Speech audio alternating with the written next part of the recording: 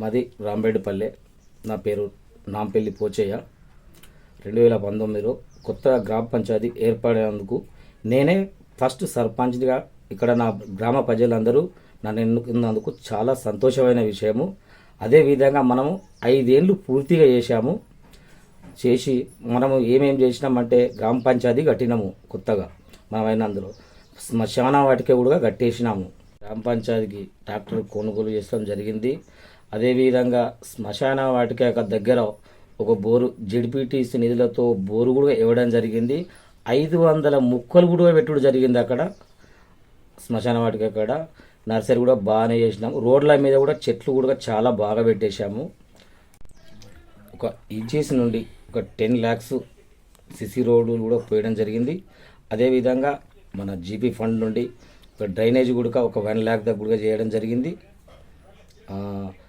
ఇది నీరు కూడా మిషన్ భైరత ఇంటింటికి వాటర్ కూడా రావడం జరుగుతుంది.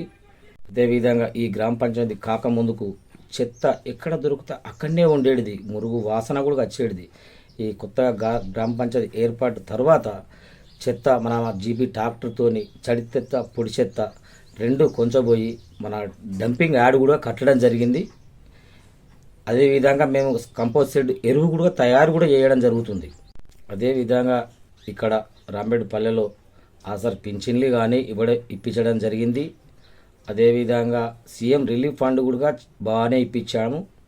నూతనంగా వివాహం చేసుకున్న వారికి కూడా కళ్యాణ లక్ష్మికి ఒక 10-20 కూడా రావడం జరిగింది. మా రాంబేడుపల్లెకు ఇప్పేయడం జరిగింది. రైతు బీమా కూడా ఒక 3 నుండి 4 దాకా కూడా మా రైతు బీమా కూడా వచ్చినాయి. రైతు బంధు కూడా వచ్చినాయి ఇన్ని రోజులు కూడా. అదేవిధంగా ఈ గ్రామ పంచాయతీ కొత్తగా ఏర్పడి నేను సర్పంచ్గా గెలిచినందుకు మా వార్డు నంబర్స్ కానీ మా సర్పంచ్ ఉప సర్పంచ్ గారి మా ఊరి పెద్దలకు, అన్నదమ్ములకు, అక్క చెల్లెళ్లకు, తమ్ముళ్లకు ప్రత్యేక ధన్యవాదాలు.